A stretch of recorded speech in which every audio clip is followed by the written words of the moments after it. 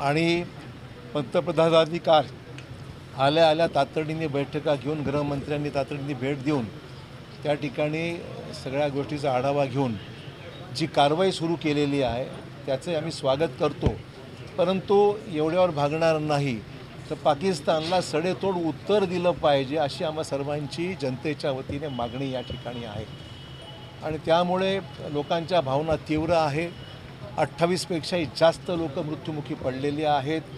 भ्याड दहशतवादी हल्ल्याच्या मागे निर्विवादपणे आपण पाहतो की पाकिस्तानच ह्याच्यामध्ये आहे, सिद्ध झालं, वेगळं सांगायची गरज नाही आहे। आणि जे अतिरेक्यांचे फोटो आता जाहीर झालेले आहेत त्यातून स्पष्ट होतं आहे की हा अतिरेकी हल्ला आहे, देशावरचा हल्ला आहे, पाकिस्तानने केलेला काश्मीरवर झालेला हल्ला आहे। आणि त्यामुळे निष्पाप लोकांचे बळी गेलेले आहेत। अशा परिस्थितीमध्ये लोकांच्या तमाम भारत आज एकवटलेला आहे। देशवासी एकत्र आहेत आणि आम्ही सर्व मिळून या घटनेचा निषेध आम्ही करतच आहोत।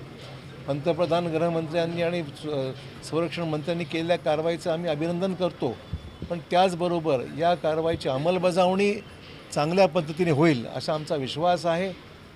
पंतप्रधानांनी घेतलेले निर्णय त्याची अंमलबजावणी चांगल्या पद्धतीने होईल आणि एवढंच नव्हे तर त्याला सडेतोड उत्तर व्यवस्थितपणे आपला भारत देश पाकिस्तानला देईल अशा प्रकारची अपेक्षा आम्हा सर्वांची आहे।